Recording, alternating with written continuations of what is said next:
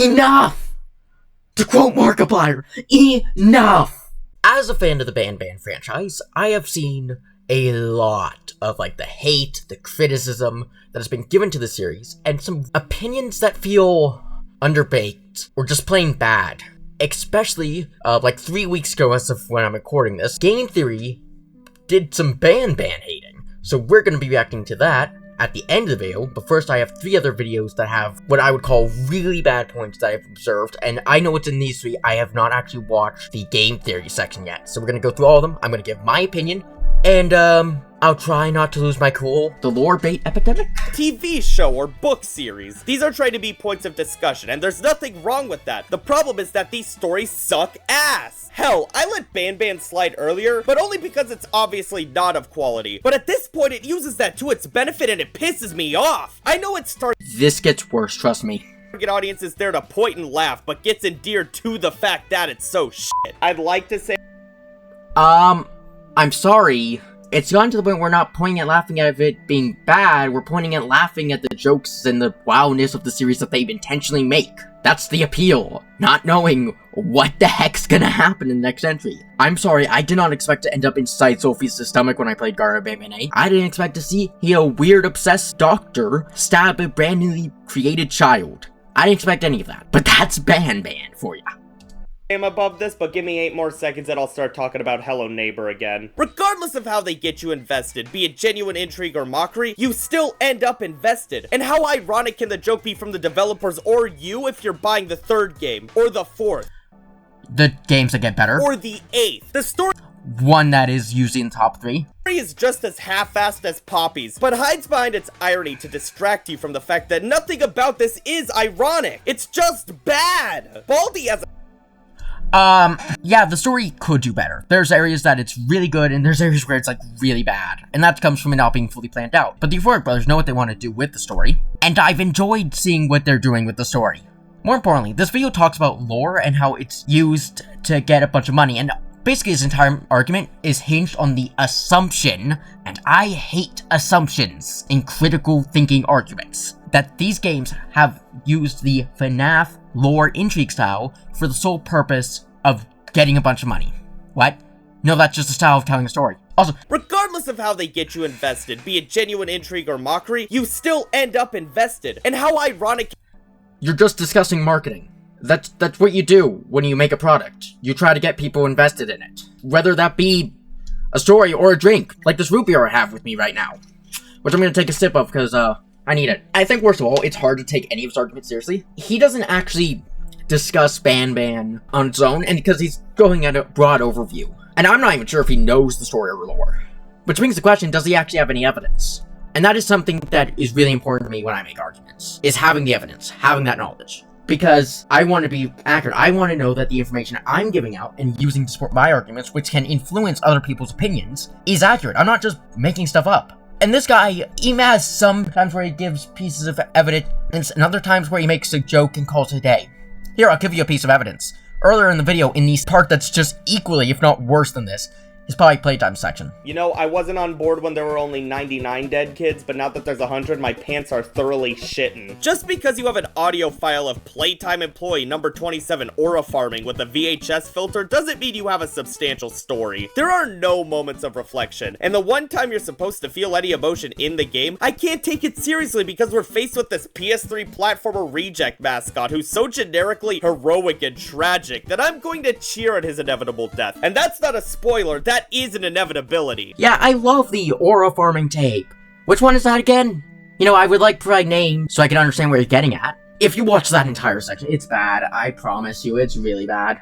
So I finished, making the video, and the person from the section you just watched decided to make another video, and it seems like this is gonna be Backcamp's opinion. Good evening. You caught me drinking Windex here. You see, I'm actually only doing it ironically, for the bit. Because it's funny. It was either do this or I play Banban. I'm not gonna pretend that I don't get. Point is, I'm no stinker about a little joke at the expense of something that sucks butt. What I have a problem with is people kissing said butt. About once a year, I see a new fan base crop up out of ironic enjoyment that almost always turns into unironic love. Specifically, this little outburst of mine was spurred on by everybody's favorite Mascot horror series, Garden of Banban. What can I say? I really hate a game where everything's textured like a veiny penis. The series that Really? I mean, that is a key part of the design, yes, but there's also other stuff. Its initial launch was considered horrible, an encapsulation of everything wrong with Mascot horror as a genre. But after that initial wave of mockery slid off the game, people genuinely improved. Found themselves endeared to the story that the game's had, even though it's complete garbage. I've already said my part about the story. I think the story's good enough. There's the bad, there's the great, and then there's the Nabnalina. The first to admit it. I can genuinely see improvement with each game in the series, but is having to eat dog shit that much better than having to eat cow shit? Being able to I feel like you're pushing it down way too much. Apparently Markiplier likes whatever the heck you just referred to the series But is having to eat dog shit that much better than having to eat cow shit? Being able to I don't know, ask Markiplier. But I really respect what's going on here, unironically. Because he likes this series. To see the good inside the bad is something I will always appreciate. Just because the project sucks ass as a whole doesn't mean some of the elements making it up do. But we don't need to kid ourselves. Banban sucks, and the only reason it gained such a following is due to people's ironic investment getting turned into genuine appreciation. I never had an ironic investment in this series. I never did. I didn't really start liking the series till 3, and that was because it tried something new. It tried to be creative. I unironically liked it. Not ironically liked it. I like it for what it is. I appreciate the good, and I'll definitely point out the bad.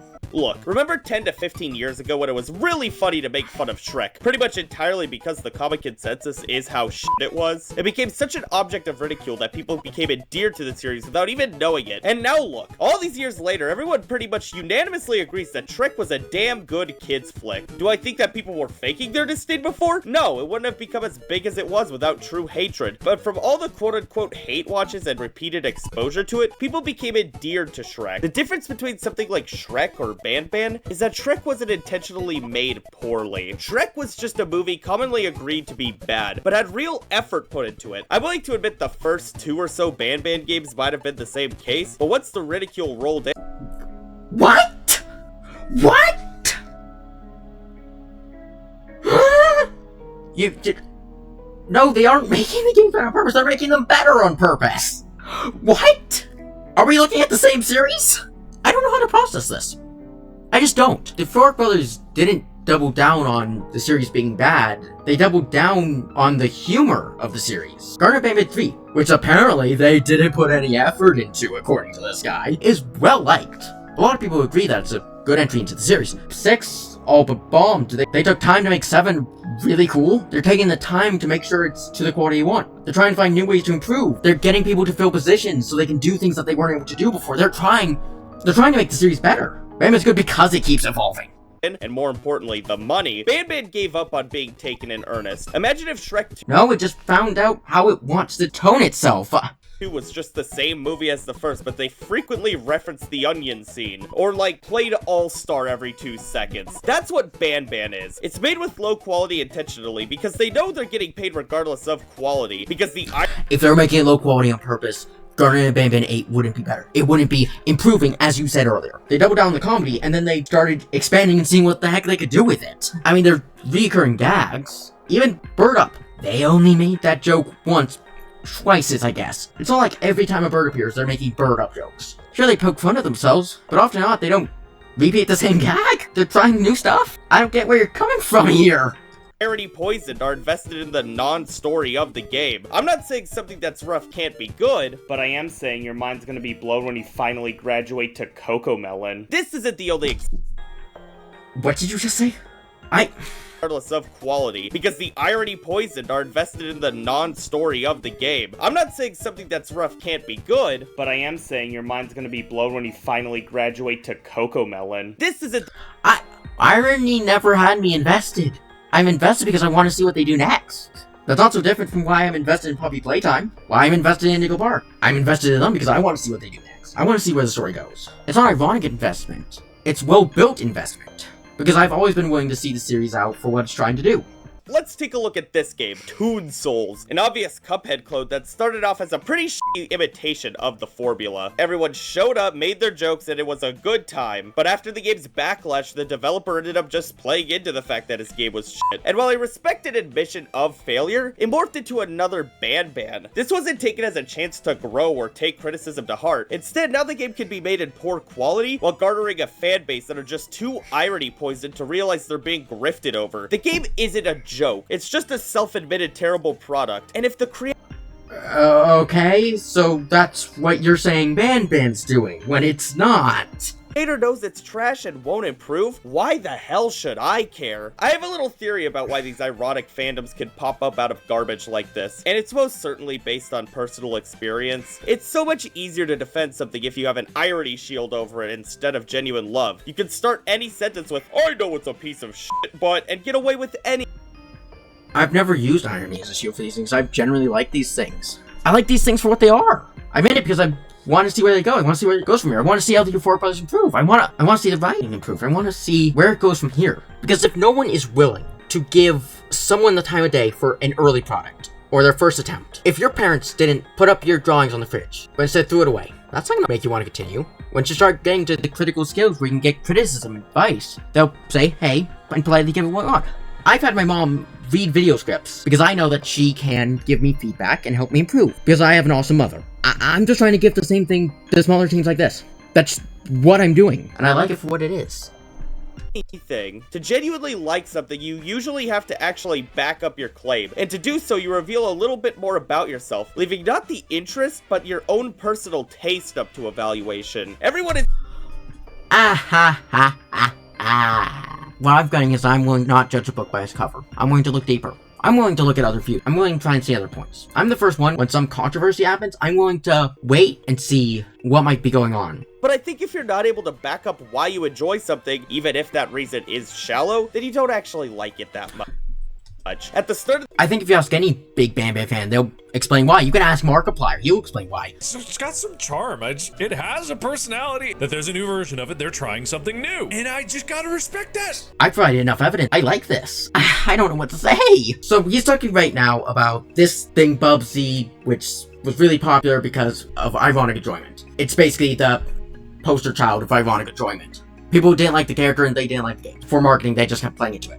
Then he says this. Reptilian cohort, Gex. The Gex games sport equally annoying and outdated dialogue, and while the enjoyment of the character is most definitely ironic, the games themselves are enjoyed in earnest these days. When the new Gex collection was released, yes, they played into the joke a little bit, but in earnest. They understood Gex as a character, so while they were joking, they never compromised the series' nature. Meanwhile, when Bubsy returned in the Woolly Strike Back, the only thing they knew what to do was play the clown. They didn't bring back Bubsy because they had a new idea or wanted to take an honest swing at the franchise. The series came back because they knew self-deprecation was a marketing strategy. At the very least... Yes!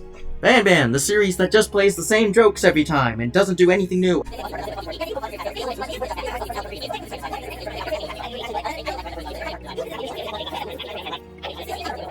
I'd prefer to see someone earnestly fail than watch something like Banban succeed, and not just for mockery. A piece of art that has passion put in, but also success genuinely, just has more artistic integrity than somebody making something of complete garbage worth on purpose just due to laziness. No matter the motive for Laziness, yes, laziness, making something that ends up bad, it still means you made something bad. The only difference is the person who cared about their poorly made project still has the story and methods behind the creation and has the chance to grow. I can't imagine spending all that time just developing something garbage for the joke. At least when I drink Windex, I do it to stimulate the American medical system. No one laughed. Honestly, his argument's just completely destroying itself? Did I really just watch that? Oh my gosh. This one is a video I watched through when it came out. And this is a bit old, but it is turning Minecraft into a Mascot horror game by Winsweep. Really good guy, but his argument, it's interesting. The actual Mascot. The thing that will make this whole experience iconic or lame. This is by far the most important part and will make or break the entire modded experience. Think of the difference between Freddy Fazbear or Banban from Garden of Banban. Ah, you can have your opinions on character designs. But I'm gonna say this right now, simply showing design or style doesn't work. And what I think he's really trying to get at here with this comparison is, Modded experience. toning. Think of the difference between Freddy Fazbear or Banban. Which, horrible example. Toning is great. It's an important thing to be considering when you're making something. Which is also important when you know what the tone is. You're going scary. You're supposed to be frightened. Freddy Fazbear or Banban. Action sequence. Fighting conclusion. If you want immersion too, like, there's plenty of sound effects in this. If you want an ample comparison to scary moments, here. Miss Mimicker scene. What the heck are you? That one actually freaked me out. That is a better comparison. As for the mascot designs, like, it really depends. I think there is a certain appeal to the designs when they're done right, and I will eventually do a design making. And also there's the fact of Banban isn't just trying to be scary anymore, which is also a very important part. So the design should reflect, like, what the toning is. And here we go. Here's a video from a guy who has, I think, less subscribers than me at this point. So it's a small creator just like me. And this video is like 5 times my biggest video on this channel. To be honest, Joyful is so uninteresting that I didn't even realize Chapter 2 came out. But a game I'm more familiar with is Garden of Banban.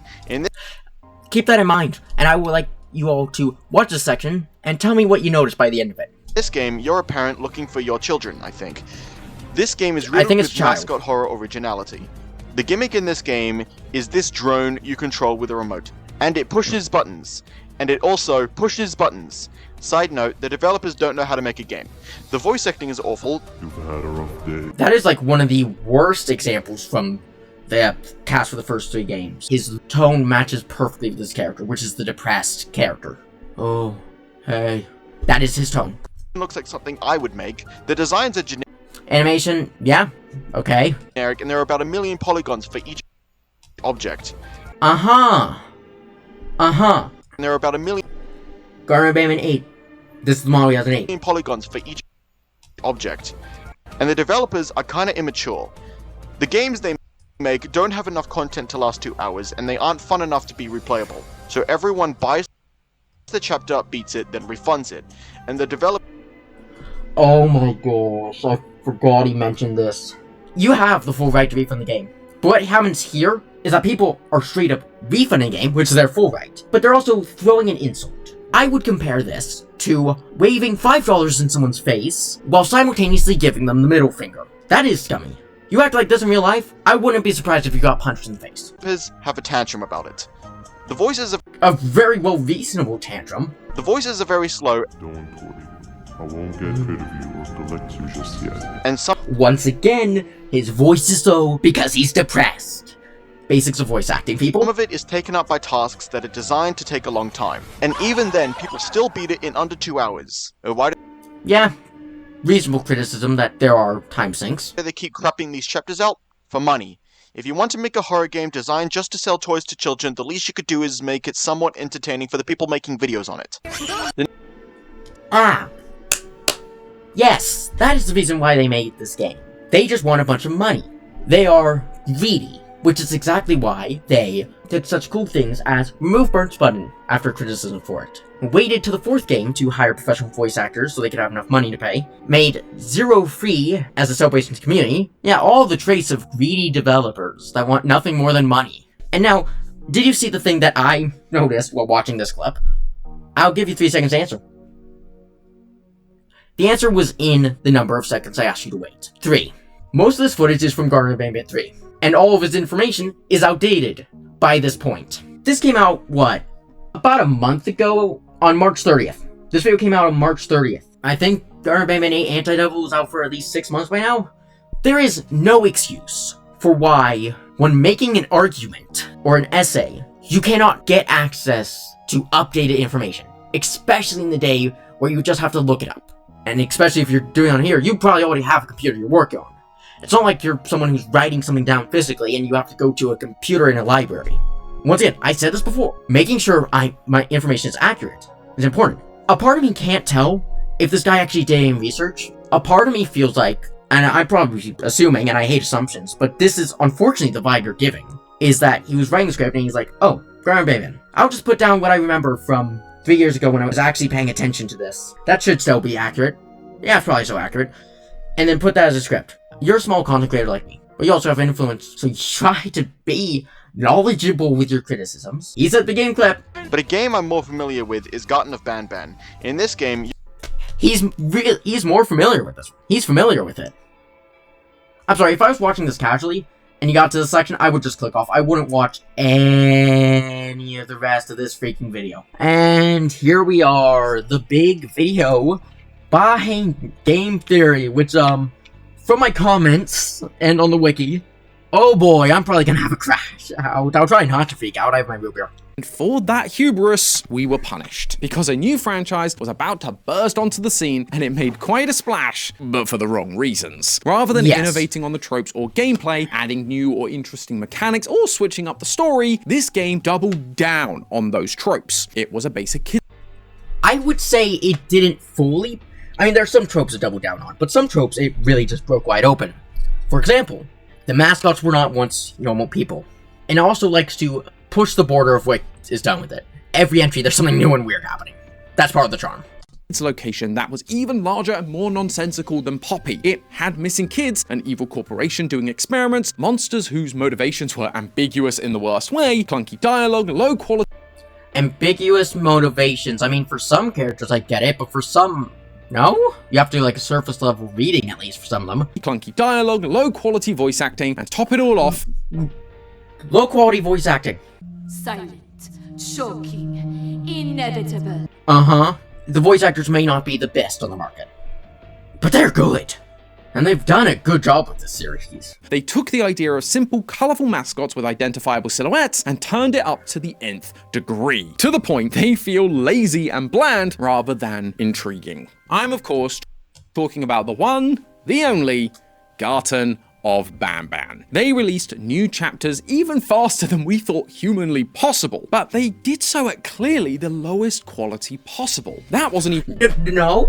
Garten of Banban 2 and 3 both had like a 2-month wait between them. Garten of Banban 4, bit longer, 6 longest wait yet. And then they sat down, realized that they were pumping them out too fast, and spent a good while on 7. And then they took about over a year, or almost a year, to release Garten of Banban 0, and then 8. As I can see, they're like making progress. They're trying to improve. They're not this humanly possible, but they did so at clearly the lowest quality possible. That wasn't If it was the lowest quality possible, Garten of Banban 8 would look like this, not like this. Are we looking at the same series? Are you in an alternate universe where the Euphoric brothers just didn't care? Because that's what I'm getting. Even the worst part, though. It was pretty bad, don't get me wrong, but the worst part was that you could tell that the game was made not out of passion, but purely out of profit. With a merch page right on the front page. Stay calm. Yes. There's no passion behind this series. It is just profit. A merch button, which I do need to let you know. Just because you make merch for something does not mean it's gonna sell. And even if it does so, it might not break even, which is making as much as you lose. As for passion, yeah, the developers that share fan art talk about how excited they are for the next entry, adapted some of the community's jokes, and they're always trying to try something new. They're not passionate about this series, no, they just want money. I'm being sarcastic. Of their first installment, hoping to get a huge amount of revenue just because it's a mascot horror game. And sadly, that is an assumption. They were successful. The game got not sadly. Them being successful has done a lot of benefit. Art of Gerald has moved forward in life and has begun what should be a long and fulfilling lifelong career because of this series. Super popular and probably made them a butt ton of money. If FNAF was the one opening the door to mascot horror, Banban opened the freaking floodgates. People, and more often businesses, realized that the game and its story didn't need to be good to be successful. It just needed to tick the boxes. If you had cute mascots, you could sell plushies. If it looked good enough, creators would play it or stream it. And if the story was cryptic enough, theorists would post about it. Now, I am by no means saying that every mascot horror game after 2023 was a shameless cash grab. We got some absolute bangers like Indigo Park, Don't Fret, Finding Frankie. Indigo Park would not exist without Garten of Banban. I stand by that fact, even though it could still have existed. Indigo Park most likely wouldn't have, because Unique Geese would not have gone to game development with Reincarnated. He would not have been inspired, you would not have been encouraged by the Euphoric brothers to follow this career path, and you would not get the following that would have been needed for this project to succeed. Shipwreck 64 and many others. But for Tsunami? I'm pretty sure Tsunami was panned by like, others. But for every good one we got, it felt like we got 2 low-quality games in return. I think Joyville is a prime example of this.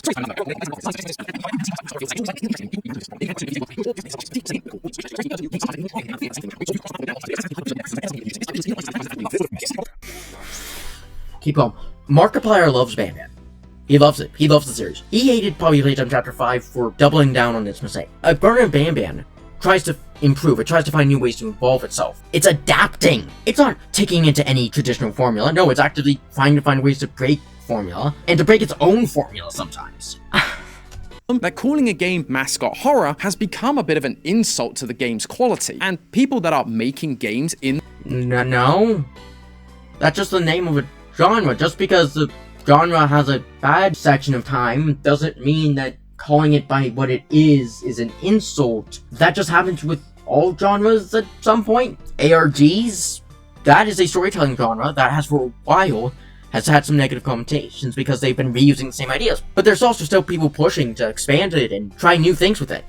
This genre are trying desperately to stand out and not be called that, despite their games very clearly fitting into the original Mascot Horror genre. This is when you can start to see the decline in the numbers of Mascot Horror games. If everything released is low quality and uninspired, nobody's going to want to invest their time into it. That's not going to bring in any new fans, and that throws a wrench into the whole cycle. As audiences become less interested in the slop that is being released, they stop watching videos about them. And so, any creator wanting to keep the lights on had to find other things to post about. And with less people posting, these people and companies looking to make a quick buck moved on. They drained the Mascot Horror well dry, and it was And what companies exactly are you talking about? I mean, there's a ton of like Mascot Horror games that came out around this period, and I don't remember any of them particularly being like big companies. Like, last I checked, they were usually small teams just trying to learn how to make games. None of them are like mob entertainment levels of big indie. I don't get where you're getting at to find this. the next fad genre like Friend Slop, which I also love, by the way. It just has unfortunately garnered a rather derogatory name, but I also can't really call it anything else. This is the same thing. Something blows up, there's a ton of it, so then there's gonna be bad and there's gonna be the good. That is inevitable with any genre. There's ones that are gonna double down on mistakes, and there's ones that are gonna try and push the envelope. And funnily enough, I feel like Banban's been trying to push the envelope for its series for a long time. So Friend Slop it is. The future. I'm saying the future's gonna look great.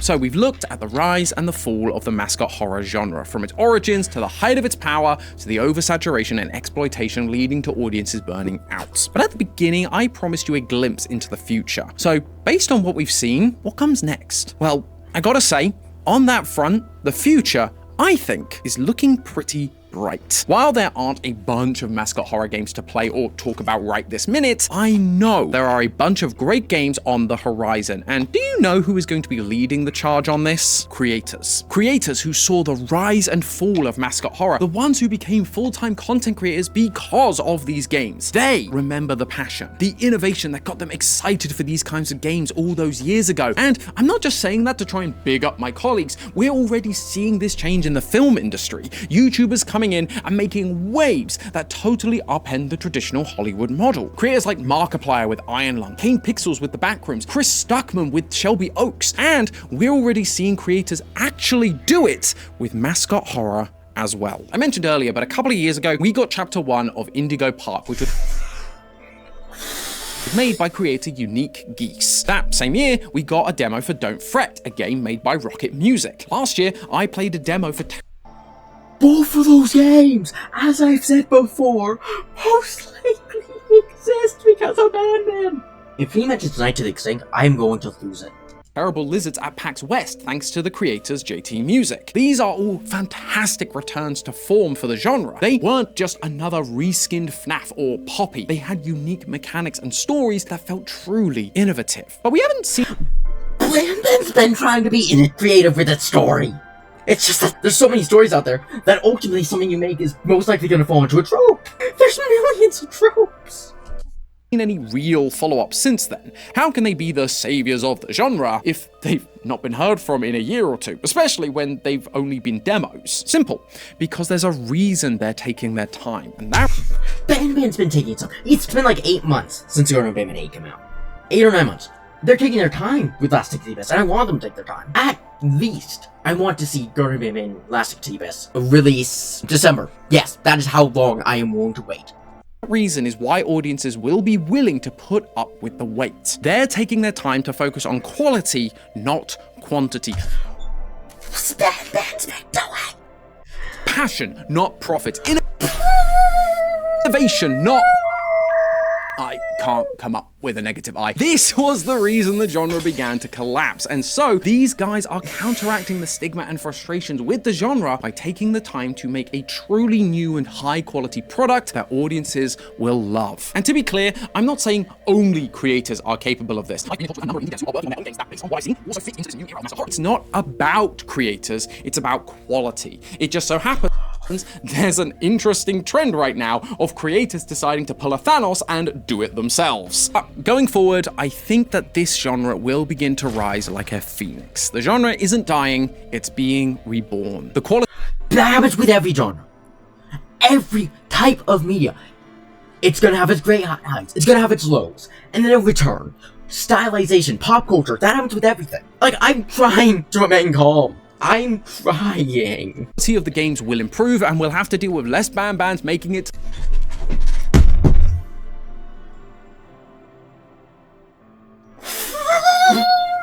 Enough!